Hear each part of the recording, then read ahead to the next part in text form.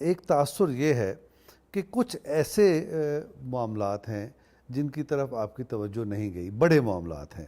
مثال کے طور پہ بڑا معاملہ کیا ہے؟ انسانی حقوق کا۔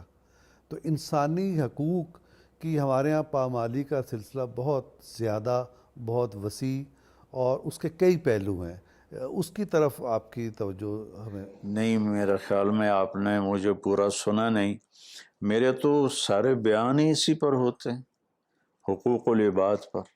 میرے تو پچھلے 30 سال سے بیان سارے اسی پر ہیں کہ میں نے سوسائٹی میں انسانیت کو ابھارنے کی کوشش کی ہے، انسانی حقوق کو اجاگر کیا ہے۔ اس کو تو میں نے تسلیم کیا ہے، جو آپ فرما رہے ہیں میں نے اسے تسلیم کیا ہے، لیکن اس سوسائٹی میں لوگ لاپتہ ہو جاتے ہیں، آپ نے کبھی اس پہ بات نہیں کی۔ کیسے لاپتہ ہو جاتے ہیں؟ لاپتہ افراد ہمارے ہاں ایک بہت بڑا مسئلہ ہے، عدالتوں میں کیس چلتے ہیں، لوگ جلوس نکالتے ہیں، مظاہرے کرتے ہیں۔ دیکھیں، میرے ذمہ ہے دعوت دینا، آگے اس کی امپلیمنٹیشن تو میرے نہ ہاتھ میں ہے نہ میرے ذمہ ہے۔ میں اللہ کی بات کہتا ہوں، سناتا ہوں، انسانی حقوق بیان کرتا ہوں، باقی آگے کون کتنا لیتا ہے یہ تو میرے بس میں نہیں۔ یعنی اگر کوئی خاندان توڑ دیے گئے، کسی خاندان کا سربراہ اٹھا لیا گیا، کسی کا نوجوان اٹھا لیا گیا، یہ ایک انسانی حقوق کی خلاف ورزی ہے نا، اور یہ یعنی حقوق العباد میں آتا ہے۔ تو اس کو آپ نے کبھی مذمت بھی نہیں کی، آپ نے اس عمل کی؟ دیکھیں، ہمارے تبلیغ کا ایک اصول ہے کہ ہم مذمت نہیں کرتے، پازیٹیو بات کرتے ہیں، نیگیٹو بات نہیں کرتے، کسی کو برا نہیں کہتے، اچھائی کو بیان کرتے ہیں، اچھائی کو اتنا بیان کریں کہ برائی اس میں دب جائے۔ اچھا، میں نے آپ کو ایک مسئلے کی طرف توجہ مبذول کرائی، یہ جو لاپتہ افراد ہیں۔ اسی طرح ہمارے ہاں عوام کی رائے کو بلڈوز کر دیا جاتا ہے، یعنی کچھ ایسے ادارے پالیسی بنانے لگتے ہیں، ایسے ادارے حکومت پہ قابض ہو جاتے ہیں جن کا یہ کام نہیں ہے۔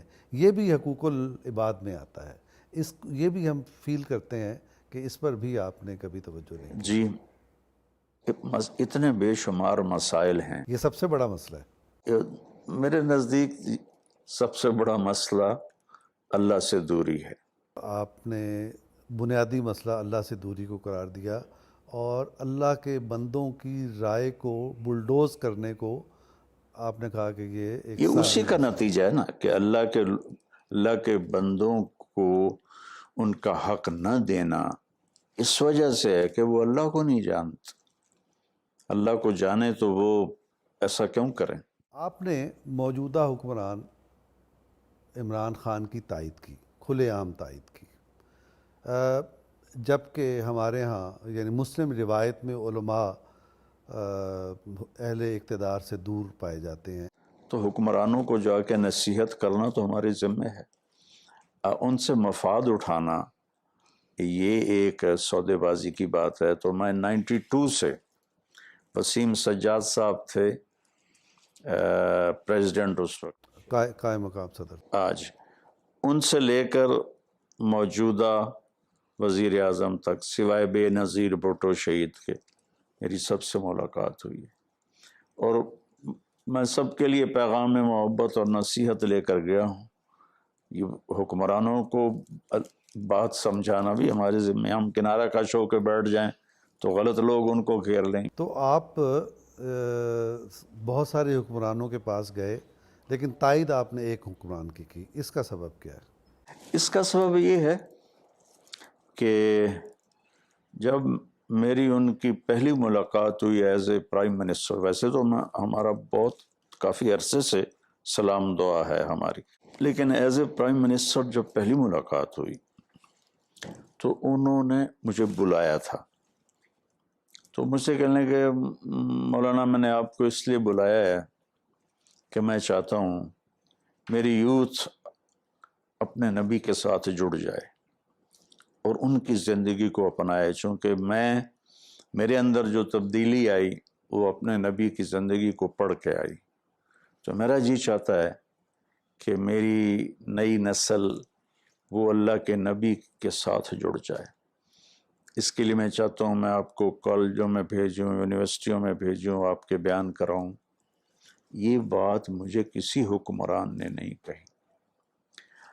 آگے وہ اس میں کامیاب ہوتے ہیں یا نہیں ہوتے وہ ایک الگ ایشو ہے، لیکن اس بندے کی سوچ سے میں بہت متاثر ہوا. نے فرمایا کہ عمران نے کہا کہ میری زندگی بدل گئی حضور صلی اللہ علیہ وسلم کی زندگی کا مطالعہ کر کے، سیرت کو پڑھ کے.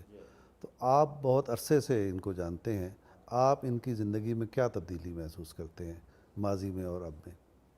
دیکھو ماضی کو تو میں ڈسکس نہیں کرنا چاہتا، لیکن آج کے لحاظ سے جو ان کی سوچ ہے اور جو ان کے گفتگو کا انداز ہے وہ آپ خود محسوس کر رہے ہیں، کس طرح وہ اللہ کو بیچ میں لاتے ہیں، کس طرح صبح سے شام تک وہ بندہ لگا ہوا ہے، اور کوئی اس کی اولاد ایسی نہیں جو پیچھے کوئی مفاد اٹھانے والی ہو. باقی میں اس کی کوئی صفائی پیش نہیں کرتا ہوں کہ وہ جنید بغدادی ہے، لیکن کمپیریٹیولی میں نے ان کو بہت اچھا پایا. آپ کا ایک سٹیٹمنٹ تھا کہ یہ پہلا حکمران ہے جس نے ریاست مدینہ کے احیاء کی بات کی، میں اس لیے ان کی تائید کرتا ہوں، آپ نے یہ فرمایا تھا. تو ایسا 3 سال میں ایسا ان کے کیا اقدامات آپ ہمیں بتا سکتے ہیں، جس ٹھوس اقدامات جس سے پتہ چلتا ہو کہ ریاست مدینہ کی طرف یہ گئے؟ 72 سال کا کچرا ہے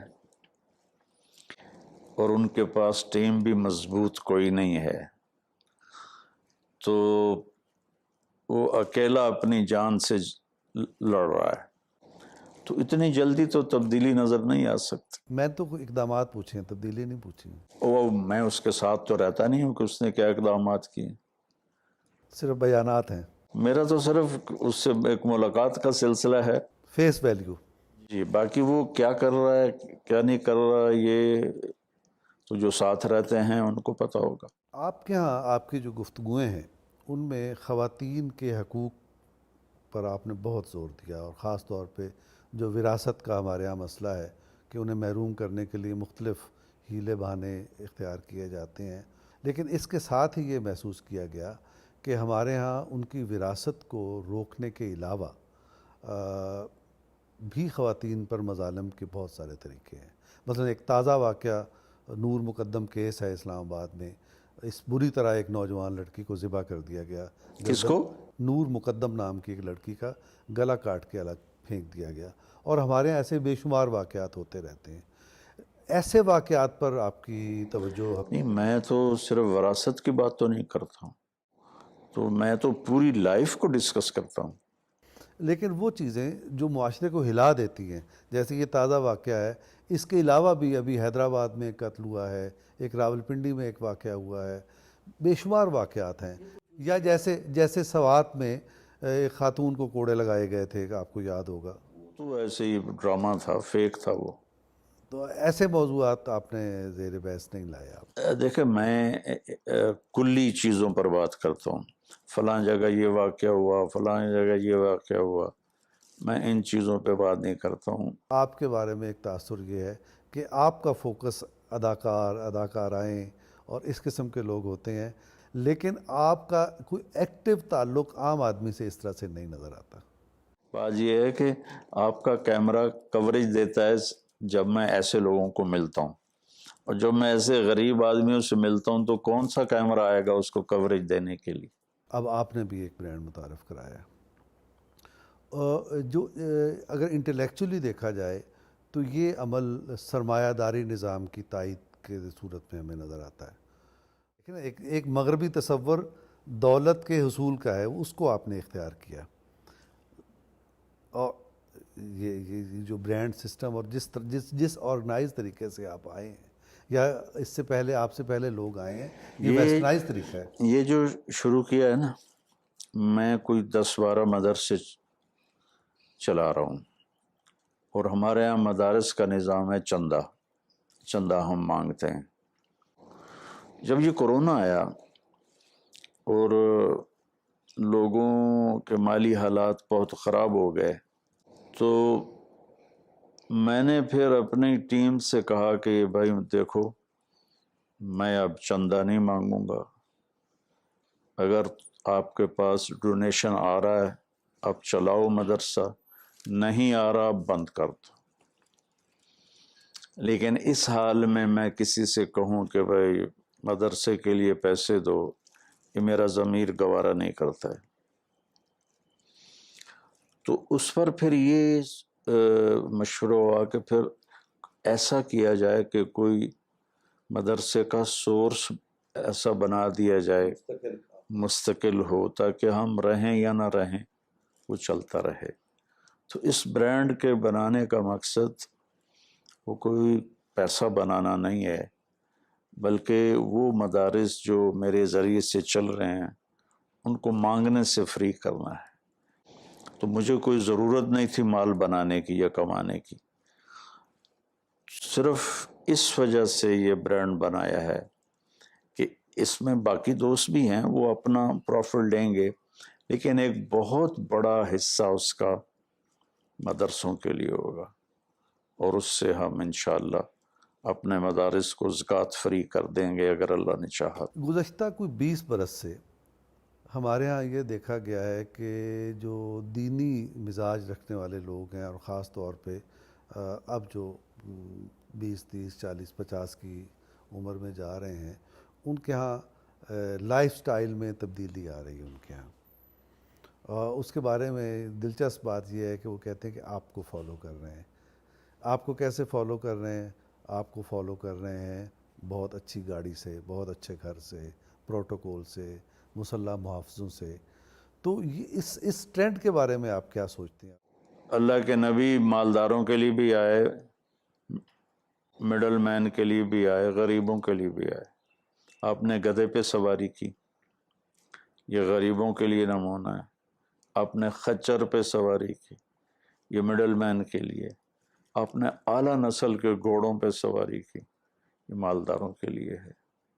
تو اسلام میں سارے ماڈل موجود ہیں۔